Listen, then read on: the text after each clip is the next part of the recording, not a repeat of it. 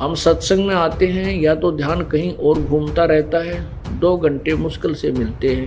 मुश्किल से तो समय मिलता है क्योंकि इधर उधर से कोई घर वालों से आज्ञा लेकर आता है, कोई किसी प्रकार कोई छुट्टी लेकर आता है, और फिर भी सत्संग पूरा नहीं सुनते हो, डोज पूरी ग्रहण नहीं करते हो, या तो लटके आ जाते हैं या यहाँ बैठे भी कोई घर की चिंता रखता है।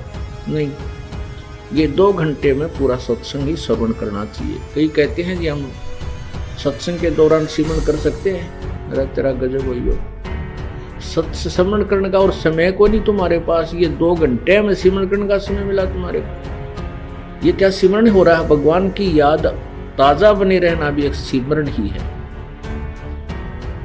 तो वो नाम जो है वो जाप आप सत्संग के बाद कर सकते हो। बहुत समय है, 24 घंटे कम नहीं होते। इसमें आप 6 घंटे सो लीजिए, 18 घंटे शेष बचे। इसमें आप 8 घंटे मजदूरी भी कर लीजिए, 10 घंटे कर लीजिए, फिर भी आपके पास पर्याप्त समय है। और मजदूरी सेवा काम करते समय जैसे हम कहीं आते हैं जाते हैं, घूमने फिरने जाते हैं, कोई बस में सफर करते, तो हम स्मरण कर सकते हैं, जाप कर सकते हैं। ऐसा सिंपल वे बताया परमात्मा ने, बहुत ही साधारण सी विधि है। बोलो सतगुरुदेव की जय। बंदी छोड़ कबीर साहेब की जय।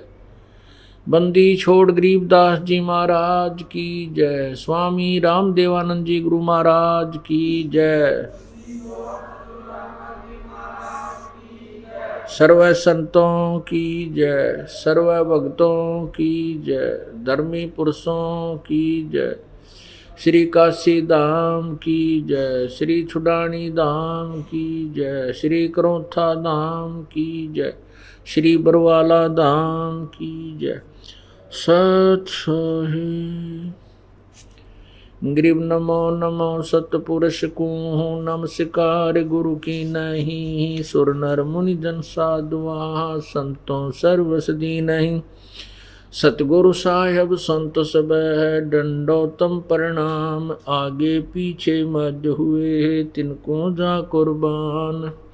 नर आकार निर्विषम काल जाल वै बंधनाम। निर्लेपम निज नीर गुणम अकल अनुबे सोन धुनाम। सोहम सुरति समाप्तम सकल समाना नीरतल।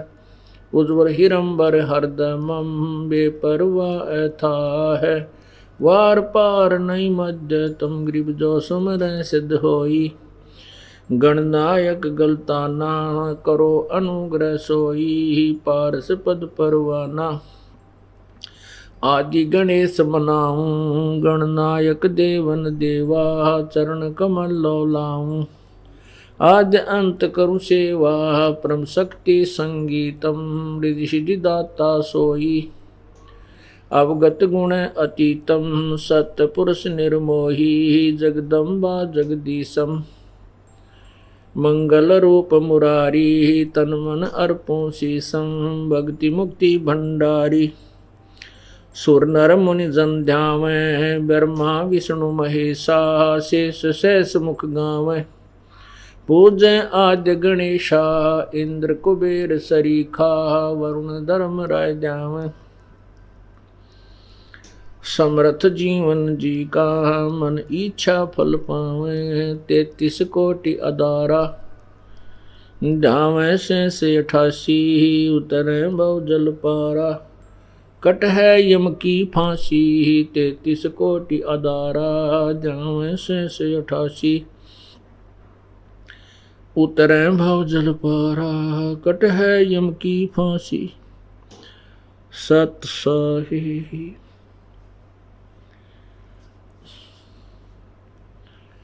कर जोरूं विनती करूं। धरूं चरण पर शीस। गुरु राम देवानंद जी महाराज ने दियो नाम बख्शीस। कोटि कोटि सिजदा करूं। कोटि कोटि प्रणाम। चरण कमल में राखियो मैं बांदी जाम गुलाम। अवगुण किए तो बहुत किए करत न मानी आर। बामे बंदा बख्श दियो बामे गर्दन उतार। अवगुण मेरे बाप जी बख्शो गरीब नवाज। जो मैं पूत कपूत हूँ बोर पिता को लाज।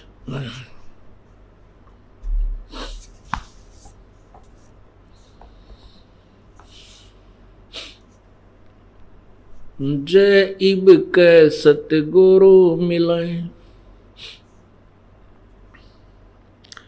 सब दुख आँखों रोए। चरणों ऊपर शीस रखूं कहूँ जो कहनी हो। कबीर गुरु जी मिलेंगे पूछेंगे कुशलात। आद अंत की सब कहूँ अपने दिल की बात। गुरु जी तुम ना भूलियो चाहे लाख लोग मिल जाएं। हमसे तुमको बहुत है तुमसे हमको नहीं। तुम्हारे विसारे क्या बने मैं किसकी शरण में जाऊं। शिव बिरंच मुनि नारद तिनके हृदय न समाऊं। अवगुण मेरे बाप जी बख्शो गरीब नवाज। जो मैं पूत कपूत हूँ बोर पिता को लाज। मैं अपराधी जन्म का नक्सक बरे विकार। तुम दाता दुख भंजना मेरी करो संभार।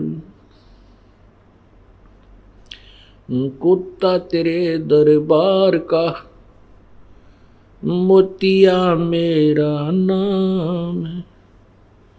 गले प्रेम की रस्सी जहाँ खींचो वहाँ जाऊं। तो करो तो बावड़ू दूर दूर करो तो जाऊं। जो रखो तो ही रहूं जो देवो सो खाऊं। बंदी छोड़ दयाल जी तुम तक हमारी दौड़े। जैसे कागज जहाज का अब सोजत और न ठोरी। पूर्ण ब्रह्म कृपा निदान सुन के सो करतार।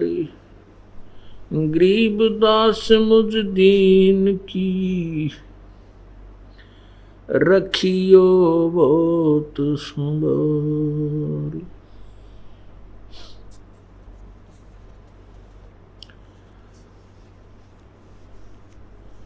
मानुष जन्म दुर्लभ है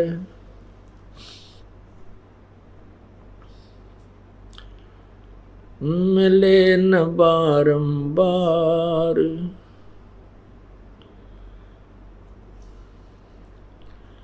तरवर से पत्ता टूट गरे वो बोहर न लगता डार।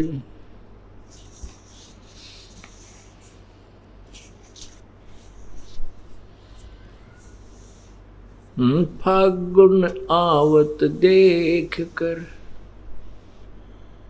बन रोवे मन माही। ऊंची टहनी पात थे अब पीले हो जाए।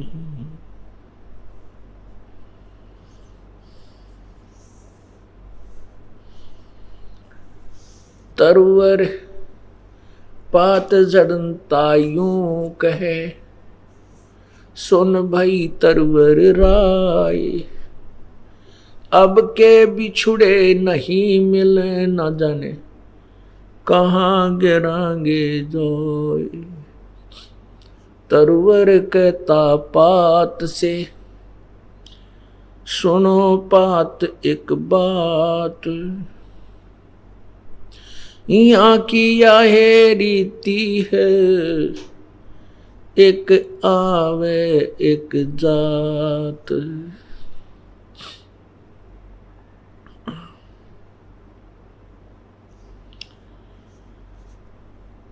जिन हर की चोरी करी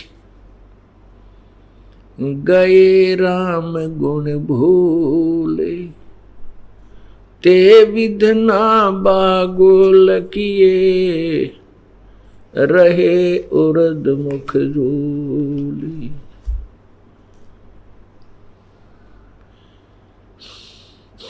बंदे तो कर बंदगी जय चावे दीदारे। अवसर मानुष जन्म का मिले न बारंबारी। मानुष जन्म पाके नहीं रटे हरि नाम। जैसे कुआं जल बिना फिर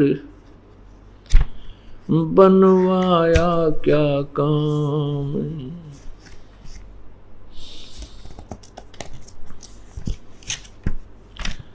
राम रटत कोडी भला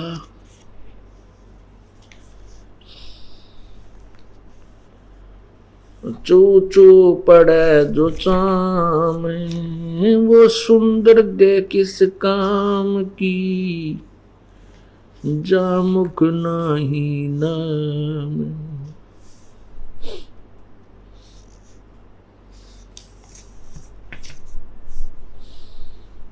लूट सको तो लूटियो लूट सको तो लूटियो। राम नाम की लूटे पीछे फिर पछताओगे प्राण जाएंगे छूट।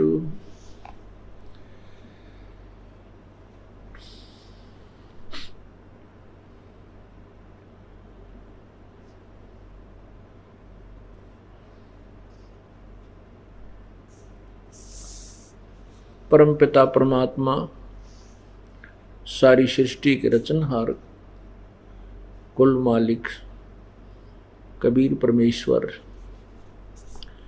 हम कालजाल में फंसी हुई अज्ञान आत्माओं को तत्वज्ञान कराने के लिए स्वयं ही इस धरातल पर सशरीर आते हैं।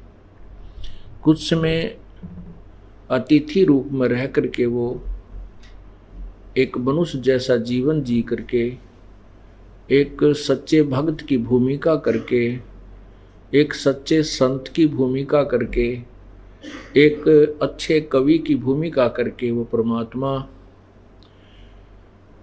हमारे लिए एक अनमोल शास्त्र सवसम वेद पांचवा वेद छोड़कर चले जाते हैं।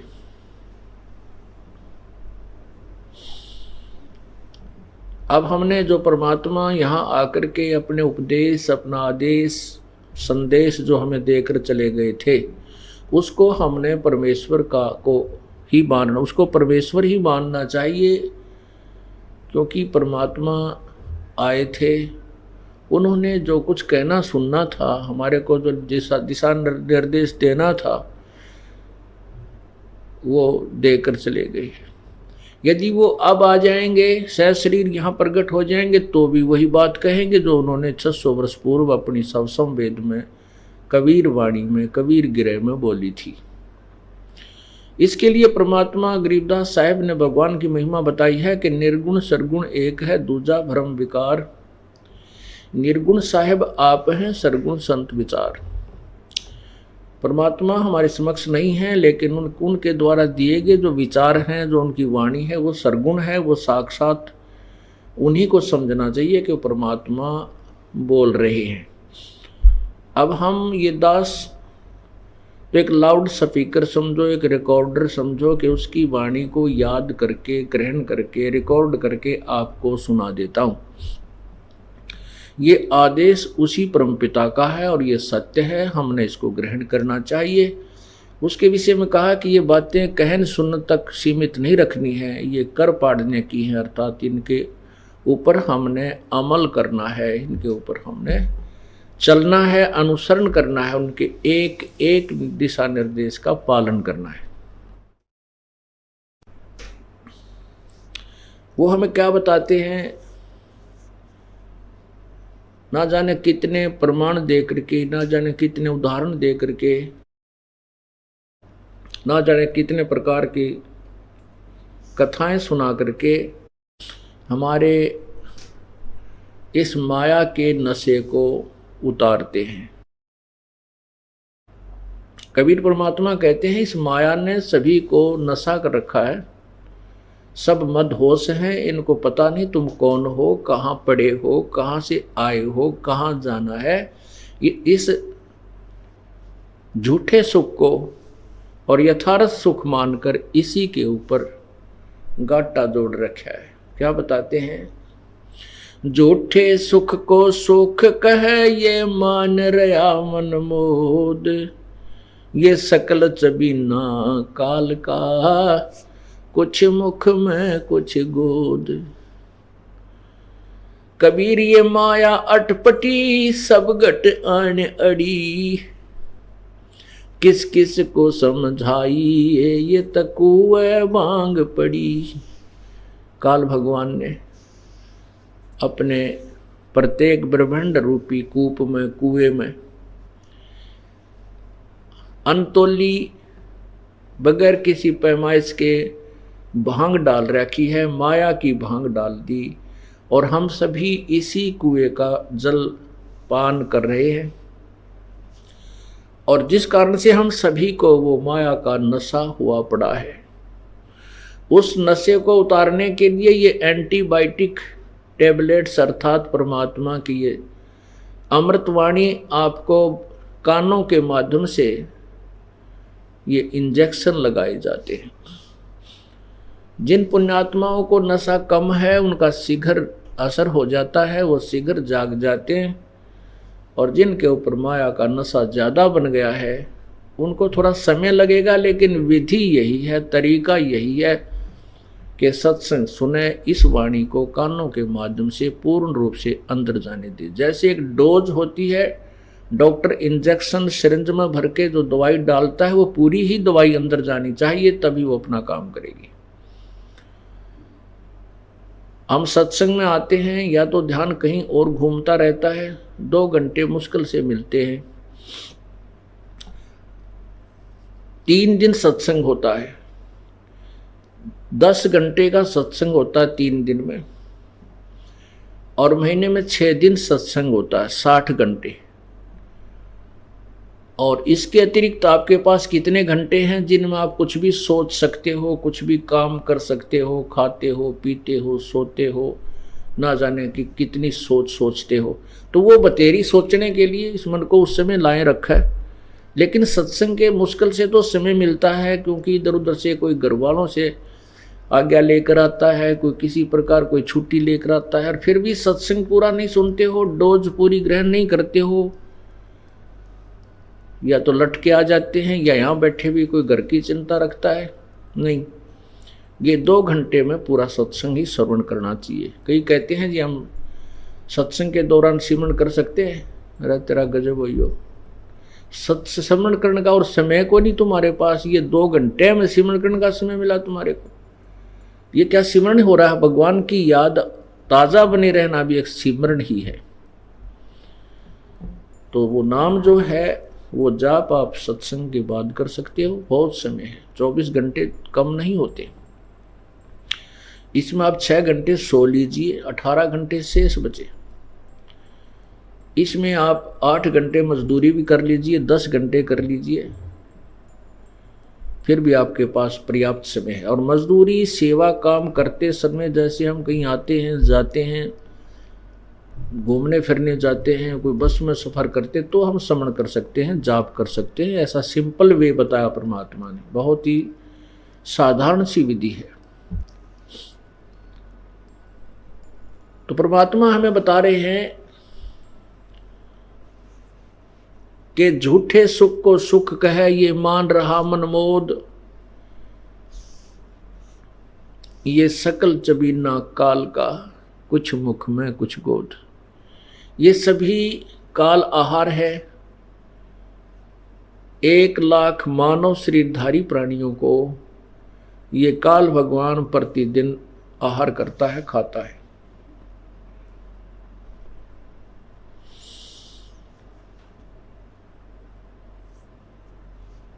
और 1.25 लाख प्रतिदिन उत्पन्न करता है। ऐसा इसको सांप लगा है, ऐसे इसको बीमारी लगी है।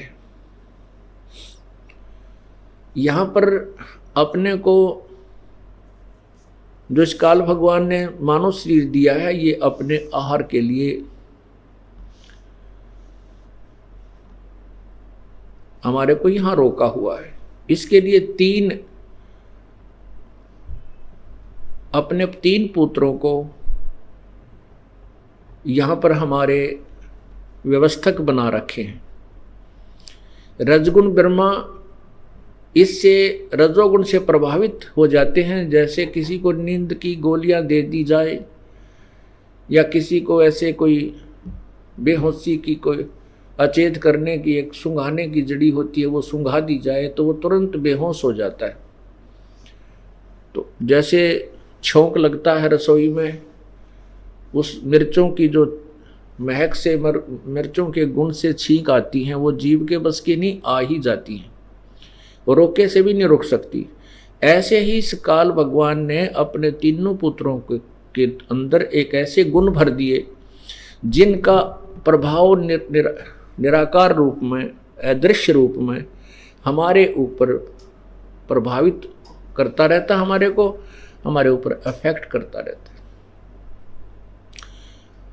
और जिसके प्रभाव के कारण सभी प्राणी, चाहे कोई चींटी है, चाहे हाथी, चाहे मानव है, वो रजोगुण प्रभावित होकर के, ये बस की बात नहीं प्राणी के, बाई फोर्स बहुत सुनियोजित तरीके से काल ने अपनी यहाँ की व्यवस्था बना रखी है। तो बच्चे उत्पन्न करना ये रजोगुण प्रभाव है। इसके दबाव में आकर के जीव ना जाने कैसे कैसे दुराचार कर डालता है, उसके प्रेशर में आकर के। और फिर रजोगुण प्रभावित होकर ही यहाँ की सुख सुविधाओं की, जैसे कार, कोठी, बंगले, बड़ी हैं, काफ़ी ज़मीन हो, बड़ा लंबा चौड़ा पार्क हो, किताब फार्म हो, हाँ, ऐसे बनाने की जो नियत है, जो ऐसी हमारे अंदर इच्छा है, ये भी रजोगुण के कारण ही है। फिर सतोगुण श्री विष्णु जी, इनके अंदर जो गुण भर रखा है सतोगुण का, वो आपस में मोह ममता, संपत्ति में, पोते पोतिया में, बेटा बेटी में, आपस में, पति पत्नी में, भाई बहन में, ये ऐसा मोह है कि कोई, क्योंकि मृत्यु तो यहाँ होती रहती है। और फिर देखो क्या हाल हो जाता, हमारे टक्कर मार मार कर रोते हैं और बहुत समय तक हम उसकी याद भुला नहीं पाते हैं। ये जो सतिथि बनाए रखने के लिए जो मोह ममता हमारे अंदर प्रवेश है, हमारे बस की बात नहीं। ये भगवान विष्णु जी के गुण का प्रभाव है। क्रोधित हो जाना, 1 मिनट में ना जाने क्या झगड़ा हो जाए कि बाप बेटे को मार डालता है, बेटा बाप के लठ मार देता, उसकी मृत्यु हो जाती है। और फिर प्रलय रूपी बहुत सी क्रियाएं हैं जो भगवान शंकर वो तमोगुण युक्त बना दिया, वो करता है। ये तीनों पुत्र हैं ब्रह्मा जी, रजगुण ब्रह्मा जी है, सतगुण विष्णु जी, तमगुण शिव जी। तो परमात्मा कहते हैं, परमात्मा हमें ये समझाना चाहते हैं कि तुम इस झूठे सुख को सुख कह रहे हो, इस झूठे सुख को सुख कहे, ये मान रहा मनमोद, ये सकल चबीना काल का, कुछ मुख में कुछ गोद। 1 लाख तो कल खा लिए, 1 लाख की आज तैयारी, 50-60 हजार तो मार लिए होंगे अब से पहले उसने। और उसके बाद बाकी जो हम अपने बच्चे समझ रहे हैं, अपना भाई बहन समझते हैं, माता पिता, ये हमारे साथ बहुत बड़ा धोखा किया हुआ है। और हम आपस में एक दूसरे से दूर भी नहीं होना चाहिए और हो भी नहीं सकते, क्योंकि हम तो काल के जाल में, काल के घेरे में बंद हैं। हम काल के घेरे में बंद हैं और इस में हम आपस में भी एक दूसरे के साथ खींचतानी करके, झगड़े करके तो और ज़्यादा दुखी हो जाते हैं। इसलिए हमने आपस में प्रेम से रहना चाहिए और यहाँ से छूटने का प्रयत्न करना चाहिए। जो तरीका विधि परमेश्वर ने आके बताई है उसको पूर्ण रूप से अप्लीकेबल करना चाहिए, उसको पूर्ण रूप से हमने अमल में लाना चाहिए ताकि हमारा पीछा छूटे। अब कितनी बार सुनाया जाता है कि कोट जन्म तन भ्रमत हो गए, कुछ ना हाथ लगा रे, कुकर सुकर खरबा बोरे, कौआ हंस बुगारे। कोटि जन्म तू राजा की, ना मिटी न मन की आशा, भिक्षुक होकर दर दर घूम्या, ये मिला ना निर्गुण रासा। कोटि जन्म इंद्र कुबेर ईश की पदवी, ब्रह्मा वरुण ध्रुमराया, और विष्णुनाथ के पुर को जाकर फिर भी उल्टा आया। असंग जन्म तो अमृत्या हो गए, जीवित क्यों ना मर रे, और 12 मद मैल मठ बोरे, बहुर न दे धरे रे। दोजक कहते हैं नरक को और बहिष्ठ कहते हैं स्वर्ग को। दोजक भीष्ट सभी ते देखे, दोजक नरक और बहिष्ठ स्वर्ग। अच्छे सा अच्छी यहाँ पर पुण्य किए तो स्वर्ग चले गए और साथ में पाप भी भोगने पड़ते हैं जब तक हम पूर्ण परमात्मा कबीर परमेश्वर की शरण में विधिवत नहीं आते, उनके द्वारा भेजे हुए पूर्ण संत की शरण ग्रहण नहीं करते। और जब तक हम पूर्ण मर्यादा में नहीं रहते तब तक हमें दोनों ही पुण्य और पाप भोगने पड़ते हैं। जिस समय हम पूर्ण परमात्मा की शरण ग्रहण कर लेते हैं पूर्ण संत के माध्यम से और मर्यादा में रहते हैं तो फिर हमारे पाप नष्ट हो जाते हैं। जब ही सत्यनाम हृदय धरो, भयो पाप को नाश, और मानो चिंगारी अग्नि की भाई पड़ी पुराने घास। ऐसे हमारे पाप नष्ट हो जाते हैं जैसे सूखे बहुत बड़े ढेर में सूखे घास में एक ही माचिस की तिल्ली यानी एक अग्नि की चिंगारी लगा दी जाए, वो सबको जलाकर सभा कर देता है, राख देता है। ऐसे ही पूर्ण परमात्मा का विधिवत प्राप्त सतनाम हमारे पूर्व संचित कर्मों को नष्ट कर देता है, नाश कर देता है, पापों का नाश कर देता है। पाप बहुत प्रकार के होते हैं, कुछ पाप दान से नष्ट होते हैं, कुछ सत्संग श्रवण करने से, ज्ञान यज्ञ से होते हैं, कुछ हवन यज्ञ से होते हैं, कुछ पाप प्रणाम जो हम प्रणाम करते हैं दंडवत, इस प्रणाम से होते हैं। तो कुछ धर्म से होते हैं, जैसे हम धर्म भंडारा करते हैं, यहाँ अखंड भंडारा चलता है, भगवान का सदा व्रत चल रहा है। इसमें जिसका भी 10 रुपये, 20 रुपये, 100 रुपये, 1000, 2000, 10,000 का जितना सहयोग है वो धर्म यज्ञ में भी उनको लाभ मिलता है। तो ऐसे भी हमारे पाप क्षीण होते हैं। यजुर्वेद अध्याय नंबर 8 के मंत्र 13 में स्पष्ट किया है कि परमात्मा पूर्ण ब्रह्म अपने साधक के, चाहे साधना, यानी साधना का अर्थ होता है सभी मजदूरियां, जैसे 500 यज्ञ और सिमरण, ये सभी करने वाले के, चाहे कोई संत करे चाहे जनसाधारण करे, सभी के पाप को नष्ट कर देता है। अपने किए को पिता, चाहे पिता करे चाहे पुत्र करे, कोई भी करे, यानी साधना सच्चे दिल से जो भी करता है उसके घोर पाप को भी परमात्मा पूर्ण ब्रह्म नष्ट कर देता है, नाश कर देता है। चाहे वर्तमान में किए हैं चाहे आगे, आगे तो हम करेंगे ही नहीं। इसलिए दोजक बहिष्ठ सभी ते देखे, राजपाट के रसिया, पुण्य किए स्वर्ग में, तप किया राज प्राप्त किया, फिर 84 लाख योनियों में, और फिर साथ में नरक के अंदर भी आपको कष्ट उठाना पड़ा। दोजक बहिष्ठ सभी ते देखे, राजपाट के रसिया, क्या बताते हैं कि असंग जन्म तन मृत्या होगे, जीवित क्यों ना मरे रे, और 12 मद मैल मठ बोरे, बहुर न दे धरे रे। जीवित कैसे मरना होता है, ये तो एक हार्ड एंड फास्ट रूल है और यूनिवर्सल ट्रूथ है, कति जो है अमिट सत्य है कि प्रत्येक को यहां से जाना है, मृत्यु होनी है। और आप देखते हो, समाचार पत्रों में भी पढ़ते हो, वैसे भी सुनते हो कि एक व्यक्ति जा रहा था, उसने नाइट सर्विस से ही वापस आ रहा था, इतना शीघ्र काम था, बहुत जरूरी आवश्यक कार्य था, और रास्ते में ही आते समय एक्सीडेंट हो गया। अब जिन कार्यों के लिए वो इतनी शीघ्रता किए हुए था कि मैं जल्दी चलूं, कहीं लेट ना हो जाऊं, मेरा काम बिगड़ जा, और वो खुद ही गया।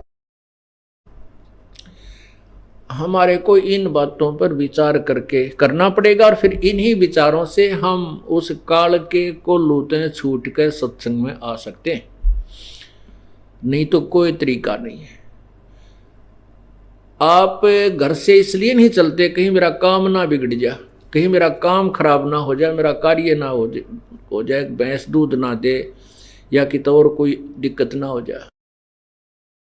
परमात्मा कहते हैं कि तुम महीने में 3 दिन तो मर कर देख लो, जो हम मरेंगे फिर तो वापस आ ही नहीं सकते, वैसे मरते हैं काल मारेगा जब तो वापस आ ही नहीं सकते, सारा काम रह गया, बिगड़ गया। और हम 3 दिन मर जाएंगे, जीवित मरना है, नो सोच ले हम मर गए और आश्रम की तरफ चाल पड़ी। चाहे कितना भी काम खराब हो, चाहे कुछ भी होता है, आप समझिए कि मैं मर चुका हूं, और तीसरा दिन फिर जी जावांगे हम, तो फिर जाकर उन कामों को और जल्दी शीघ्र कर लेंगे, ठीक कर लेंगे, कुछ थोड़ा बहुत नुकसान है उसको भी देख लेंगे। और फिर जिसके लिए हम मरते हैं तो वह बात से वो के फिर ठाली बैठेगा। 2 लाला जी लड़े थे, एक बोला तेरा बाट मारूंगा, वो बोला मैं के ठाली बैठूंगा। तो भाई ऐसे भगवान के ठाली बैठेगा, अगर तुम उसके नाम से कुछ करके देखोगे, आत्मा हलाओगे, तो वो भी निश्चल नहीं रहेगा, आपको वो करके दिखाएगा, आप सोच भी नहीं सकते। अब तो हम एक लल्लो पत्तों से लगे हुए तो भी इतने काम कर लग रहा है हमारे वो, और यदि हम जिस दिन समर्पण कर देंगे, जीवित मर जाएंगे, फिर देखना। तो कहते असंग जन्म तन मृत्या हो गए। और जीवित क्यों ना मरे रे। और ये 3 दिन की मृत्यु के बाद तो हम फिर घर चले जाएंगे, फिर जीगे, वहां जाकर के जीवित हो गए, अपने काम ने फिर कर लेंगे। थोड़ा बहुत बिगड़ भी गया है तो ठीक करेंगे, और परमात्मा के नाम पर अगर बिगड़ता है तो भी हमारे हित में ही होता है। हम इस स्थिति में आ जाना चाहिए कि परमात्मा जो करता है वो कभी गलत नहीं होने करता। यदि हम उसको गलत सोचते हैं तो हमारी बुद्धि जीव वाली है, हम इतना ही सोच सकते हैं। और यदि परमात्मा ही गलत करता है तो फिर ठीक करने वाला इस संसार में है कौन। तो क्या बताते हैं, दोजक भीष्ट सभी तो देखे राजपाट के रसिया, और 3 लोक से तिरपत नाही। 3 लोक भी यदि इस मन को जीव को दे दे, इसको फिर भी तिरपति नहीं है, इसको फिर भी संतुष्टि नहीं है।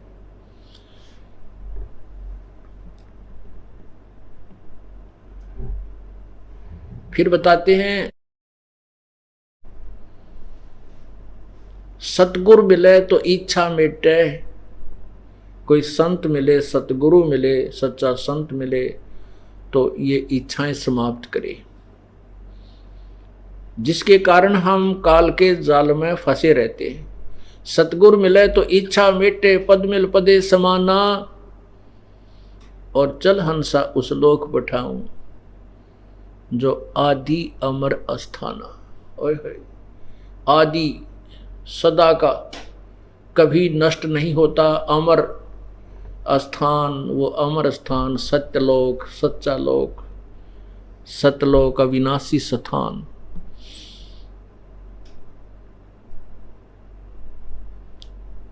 चार मुक्ति जहां चंपी करती, माया होरी दासी, दास गरीब अभय पद पर से, वो मिले राम अविनाशी। ओह, अब क्या बताते हैं,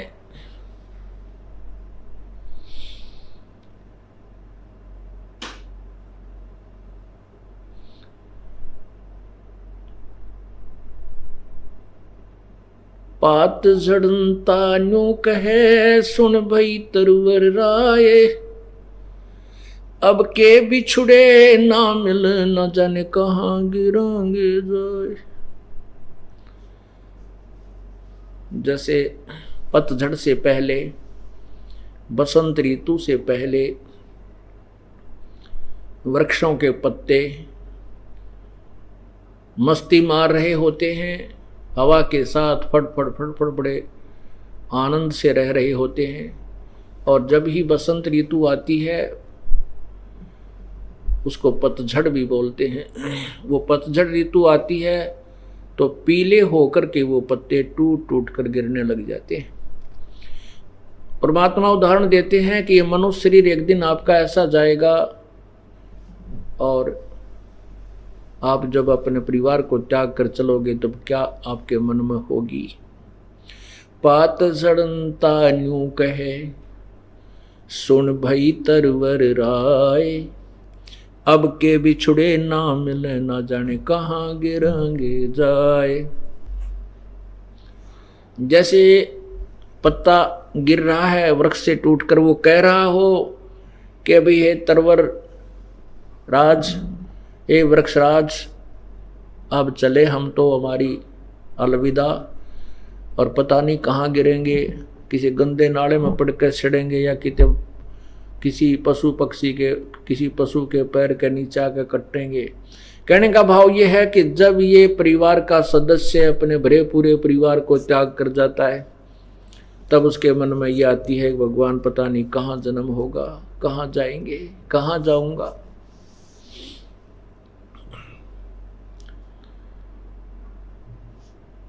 और जाऊंगा तो फिर वहां क्या होगा।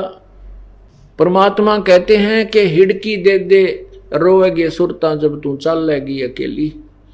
इस पूरे परिवार को त्याग कर जब तू आत्मा, ये जीव, तू यहाँ से चलेगा, जब पछाड़ खा खा रोएगी, डकरा डकरा कर रोएगी, रोएगा कि मेरा भाई रह गया, मेरी बहन रहेगी, मेरा पति, मेरा पत्नी, मेरी संपत्ति, मेरी कार, मेरी कोठी, भगवान याद दिलाते हैं कि ये झूठे सुख को सुख कहे। ये माया जगदीश की अपनी कहे गंवार, दोजक धक्के खावेगा नाहक बहे बेगार। ये माया तो पूर्ण परमात्मा ने की दी हुई है, इस काल ने तपस्या करके प्राप्त की है, और इसको तू अपनी मान रहा है। ये माया तेरी नहीं, तू अपनी कहे गंवार। जब यहाँ अब तो हम सब कुछ अपना मान रहे हैं, ये मकान मेरा है या कोठी मेरी है, ये कार मेरी है या बेटा मेरा है, बेटी मेरी है। और जब ये शरीर छूट जाता है, जब ले जाना एक आध दिन उठा के सुई ले जाकर दिखा दे, अपनी नहीं है। हमारे को यही भूल लगी है। इसी भूल को तोड़ने के लिए परमात्मा, इसी भूल को मिटाने के लिए परमात्मा ये ना जाने कितने वचन सुनाता है। पूर्ण परमेश्वर कबीर परमात्मा बंदी छोड़ हमें बताना चाहते हैं कि तरवर कहता पात से सुनो पात एक बात, यहाँ की यह रीति है एक आवे एक जात। यहाँ की तो एक ऐसी ही रिवाज है, ऐसा ही नियम है। एक आ रहा है, पैदा हो रहा है, जन्म ले रहा है, एक मृत्यु को प्राप्त होकर और ऊपर को धर्मराज के दरबार में जा रहा है। यहाँ की यह रीति है एक आवे एक जात। अब हम इस आने और जाने के झंझट को मिटाने के लिए किसके सामने पुकार करें? कौन है वो शक्ति जो हमारे इस आने और जाने को मिटा सकता है, अर्थात हमारी जन्म और मृत्यु के झंझट को पूर्ण रूप से समाप्त कर सकता है? अब हमने उसकी तलाश करनी पड़ेगी, नहीं तो उसके बारे में कह रहे हैं ये अरहट का कुआ लोई, ओए होए, ये अरहट का कुआ लोई, यागल बन जा है सब कोई। यहां से पुण्य या पाप की बाल्टी भरी, ऊपर ले गए, ऊपर खाली कराए, कुछ स्वर्ग में कुछ नरक में, फिर आगे, फिर भरी, फिर चले, फिर भरी, फिर चले। कहते हैं ये कभी अंत ही नहीं हो सकता इसका तो। और इन अज्ञानी ऋषियों ने, संतों ने, महर्षियों ने, जिनको ज्ञान नहीं था, इसी को फाइनल मान लिया कि यही जीवन है, जन्म और मृत्यु तो कंपलसरी है और ये होनी भी चाहिए। तो तेरा गजब हो। अब जिनके पास कोई समाधान है ही नहीं, वो तो यही कहेंगे कि पाप कर्म नहीं कटते। जिनको पता ही नहीं कि कोई ऐसी औषधि भी है, ऐसा कोई मंत्र है, ऐसी साधना जिससे पाप कट जाते हैं, जिनको पता ही नहीं, तो वो तो यही कहेंगे कि पाप नहीं कटते साधना से, क्योंकि वो बिल्कुल अनजान और कति मूर्ख हैं। जब हम भक्ति कर रहे हैं और भक्ति करने से हमारे पाप यक्षमान ही हुए, हम औषधि खा रहे हैं और औषधि खाने से रोग कटेगा ही नहीं, तो उस औषधि को खावेगा कौन और किसकी रुचि बनेगी? नहीं बन सकती। तो ऐसे अज्ञानी संतों को, महर्षियों को हमने, ऐसे अज्ञानी व्यक्तियों को महर्षि और संतों की, सतगुरु की भाव जो है ना उपाधि दे रखी थी। और जो पूर्ण परमात्मा, जो सतगुरु थे, स्वयं आए कबीर परमेश्वर, एक सदगुरु की भूमिका उन्होंने की, उसको हमने रिजेक्ट करके एक कवि मान रखा था। ये तो एक कवि था। और जबकि ऋग्वेद मंडल नंबर 9 सूक्त नंबर 96 के मंत्र नंबर 16 से लेकर 20 तक यही स्पष्ट किया है कि उस परमात्मा का वास्तविक नाम क्या है। उसका वास्तविक नाम कबीर देव है और वो कबीर गिरह, कबीर वाणी के माध्यम से, लोकोक्तियों के माध्यम से, कविताओं के माध्यम से अपनी महिमा आप सुनाता है। उस तत्व ज्ञान को सुनाने के लिए आता है और वो तीसरे मुक्ति धाम में रहता है, क्योंकि मुक्त धाम वो है जो कभी मृत्यु को प्राप्त नहीं हो, जो कभी नष्ट ना हो। 21 ब्रह्मांड काल के ये भी नाशवान है, 7 संख ब्रह्मांड परब्रह्म के यानी वो भी नाशवान है। केवल वो तीसरा लोक, सतलोक जो है, वो पूर्ण परमात्मा का वो कभी नष्ट नहीं होता। उस तीसरे मोक्ष धाम में वो परमात्मा रहता है और वो अपनी महिमा लोकोक्तियों के माध्यम से उच्चारण करके आवाज लगा लगा के सुनाता है, इसलिए उसको एक कवि की उपाधि दे दी जाती है, लेकिन वो वास्तव में परमात्मा ही होता है। पुण्यात्माओं, आप शिक्षित हैं। अब सबसे बड़ा दाव हमारा यही लगा है कि सभी मानव समाज शिक्षित है, अक्षर ज्ञान युक्त है और हमारे पास वो सदग्रंथ है। अनुवादकर्ताओं ने हिंदी में संस्कृत का कर रखा है। जहां उन्होंने गोल मोल किया है उसको हम ठीक कर लेंगे, क्योंकि शब्दकोश हमारे पास है और तत्व ज्ञान हमारे पास है। उसमें यही स्पष्ट किया है कि उसको कवि कहने लग जाते वो परमात्मा होता है। जैसे कबीर भगवान इसको कवि कहने लगे थे। इन्होंने लोकोक्तियों के माध्यम से, दोहों के माध्यम से, यानी पद्य भाग में अपनी महिमा, अपने द्वारा रची हुई सृष्टि की वो रचना का ज्ञान और अपने ही पाने का, सतलोक जाने का जो यथार्थ ज्ञान वो आकर के स्वयं दिया, जिस कारण से उसको कवि कहने लगे। और ये वेद बताओ कि वो कवि कहलाता है, लेकिन वो भगवान होता है, वो परमात्मा होता है। अब क्या बताया उस परमेश्वर ने आकर के,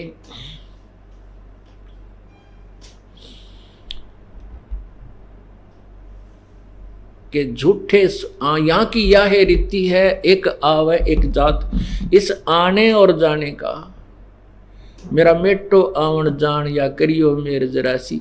उस परमात्मा के लिए तो ये एक जरा सा, यानी बिल्कुल सिंपल सा काम है। यदि हम सच्चे दिल से और पूर्ण मर्यादा में आखिरी सांस तक इसके चरणों में पड़े रहेंगे तो मोक्ष में कोई दिक्कत नहीं है। हम कुछ दिनों के बाद आंडी पाक जाते हैं, कुछ दिनों के बाद, क्योंकि सुख गना दे देता है, सुखी हुए राम भगवान से दूर हुए। इसलिए परमात्मा हमें ये बताते हैं कि ये भी याचना करते रहना साथ साथ के उस सुख के माथे पत्थर पड़ो जिस ते नाम हृदय जाए, और बलिहारी उस दुख के जो पल पल नाम रटावे। ऐसा सुख भी मत देना भगवान जिसे तेरी भूल पड़ जा।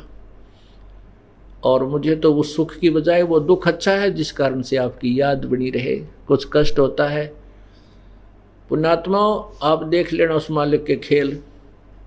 आपका साथी जो नाम नहीं ले रहा वो कहेगा मेरे यहाँ दर्द है और मेरे को कैंसर बता रखी है, और आपको भी वही पीड़ा होगी, फिर रोगे भगवान हे परमात्मा कहीं मुझे भी कैंसर ना हो जाए।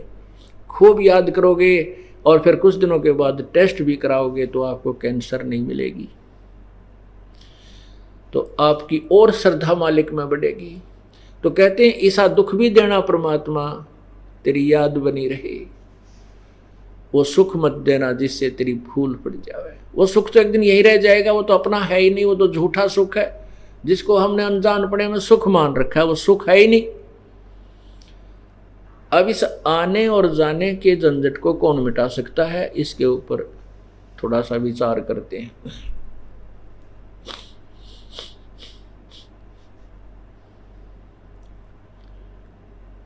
जग सारा रोगियो रे जिन सतगुरु वैद न जाण्या, जग सारा रोगिया रे, जग सारा रोगिया रे जिन जाण्या, जग सारा रोगिया रे। भाई जन्म मरण का रोग लगा है, तृष्णा बडरी खांसी, जन्म मरण का रोग लगा है, तृष्णा बडरी खांसी। आवागवन की डोर गले में अपड़ी काल की फांसी, जग सारा रोगियो रे जिन सतगुरु वैद न जाण्या, जग सारा रोगिया रे जिन सतगुरु वैद न जाण्या, जग। भाई देखा देखी गुरु शिष्य बनेंगे, किया न तत्व विचारा। भाई देखा देखी गुरु शिष्य बन गए, किया न तत्व विचारा। गुरु शिष्य दोनों के सिर पे काल ठोके पंजारा। जग सारा रोगिया रे, जिन सतगुरु वैद न जाण्या। जग सारा रोगिया रे, जग सारा रोगिया रे, जिन सतगुरु वैद न जाण्या। जग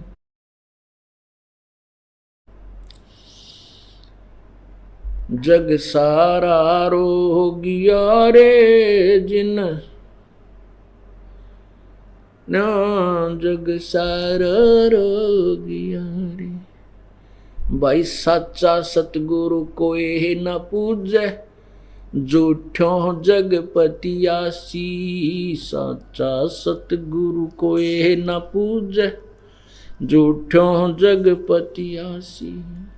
अंधे की बाँ गही अंधे ने, मार्ग कौन बतासी। जग सारा रोगिया रे, जिन सतगुरु वैद न जाण्या।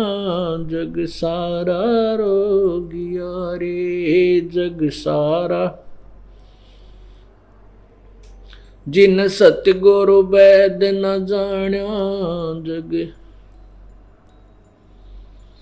भाई सार शब्द सर जीवन बूटी, घस घस अंग लगावे। सार शब्द सर जीवन बूटी, घस घस अंग लगावे। कहे कबीर तुम सत कर मानो, ये जन्म मरण मिट जावे। जग सारा रोगिया रे, जिन सतगुरु वैद न जाण्या। जग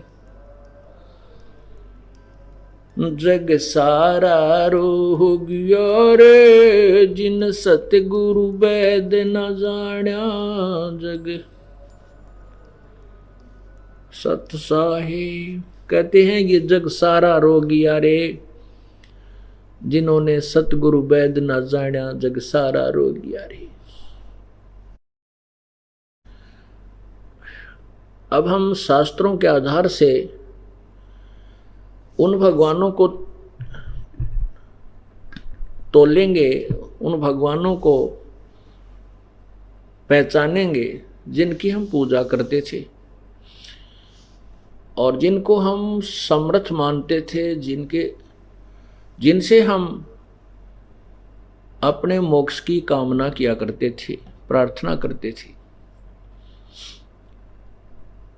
पवित्र हिंदू समाज के अंदर श्री ब्रह्मा जी, श्री विष्णु जी, श्री शिव जी, रजगुण श्री ब्रह्मा जी, सद्गुण श्री विष्णु जी, तमगुण श्री शिव जी की हम पूजा करते थे और उनको सर्वशक्तिमान, सर्वेश्वर, मृत्युंजय, कालज्य, सारी सृष्टि के रचनहार, पूर्ण मोक्षदाता, अजरो अमर, इनके कोई जन्मदाता नहीं है, ऐसा जानकर इनकी पूजा करते थे। इन्हीं से हम अपने सर्व संकट के निवारण की कामना किया करते थे। और जो हमें ये ज्ञान बताया गया था,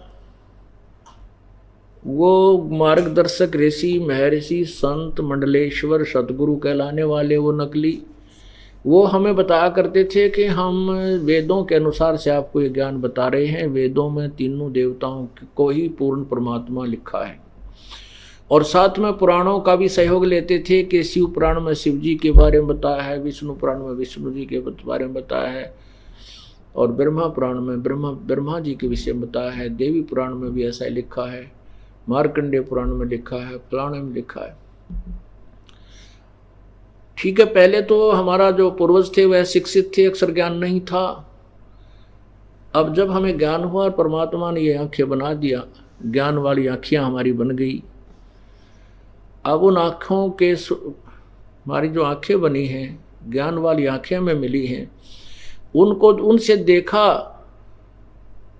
और उस अज्ञान के अंधेरे के अंदर जाकर देखा तो पाया कि ब्रह्मा विष्णु महेश ये तो नासवान है, ये सर्वेश्वर नहीं है, ये वासुदेव नहीं है, सर्वव्यापक सर्प के मालिक नहीं है। इन्हीं की जन्म पत्रियों में, इन्हीं की जन्म कुंडलियों में, इन्हीं की हिस्ट्री यानी कहानियों में, इन्हीं भगवानों की जो जीवन लीलाओं में लिखा है, ये स्वयं स्वीकार करते हैं कि हम अविनाशी नहीं हैं, हम तो नासवान हैं। श्रीमद् देवी भागवत, देवी अर्थात देवी पुराण, शक्ति पुराण जिसे कहते हैं, इसके तीसरे स्कंद में खुद विष्णु जी माता की स्तुति करते हुए कहते हैं, गीता प्रेस गोरखपुर से प्रकाशित श्री देवी पुराण पृष्ठ तीसरा स्कंद पृष्ठ 123 पर मोटा टाइप में लिखा है। विष्णु जी कहते हैं, तुम शुद्ध स्वरूपा हो, यह संसार तुम्हीं से उद्भासित हो रहा है। मैं यानी विष्णु, ब्रह्मा और शंकर आप ही से जन्मवान हैं, हमारी तो आपसे ही उत्पत्ति होती है और हम नित्य नहीं हैं, हम सदा रहने वाले अविनाशी नहीं हैं, तुम ही नित्य हो।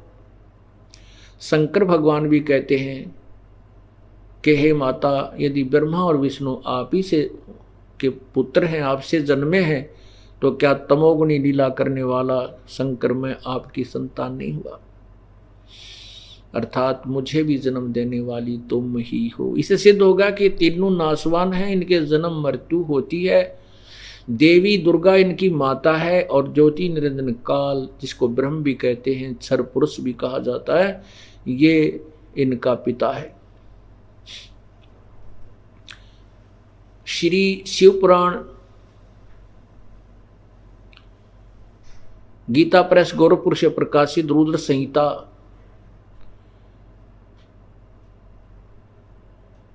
पृष्ठ 100 से लेकर 110 तक स्पष्ट किया है कि सदाशिव यानी काल ब्रह्म ने, काल रूपी ब्रह्म ने अपने शरीर के अंदर से एक शक्ति उत्पन्न की, एक स्त्री उत्पन्न की अपने शरीर से, और वही प्रकृति अष्टांगी जिसकी 8 भुजाएं हैं और त्रिदेव जननी यानी तीन ही देवताओं के माता, ब्रह्मा विष्णु महेश की माता कहलाई। और फिर लिखा है कि इस काल रूपी ब्रह्म ने इस शक्ति को साथ लेकर के दुर्गा को अपनी पत्नी रूप में रख करके एक ब्रह्मलोक में काशी नामक स्थान की रचना की, और वहां इन दोनों ने 3 स्थान बनाए, रजगुण प्रधान, सतगुण प्रधान और तमोगुण प्रधान, और वहां पर 3 पुत्रों की उत्पत्ति की। और जो पुत्र उत्पन्न हुआ उसका एक का नाम विष्णु रखा, एक का ब्रह्मा रखा और एक का रुद्र महेश रखा। ये स्पष्ट हो गया इन्हीं के द्वारा, इन्हीं की लिखी, इन्हीं की जीवनी में लिखा है कि इनकी माँ दुर्गा है, पिता ज्योति निरंजन सदाशिव कहो, काल कहो, ब्रह्म कहो। ये काल रूपी ब्रह्म सदाशिव ये इनका पिता है और ये अजर अमर नहीं है, ये नासवान है। जब ये स्वयं ही नासवान है तो हमें कैसे अविनाशी पद प्राप्त करा सकते हैं? नहीं।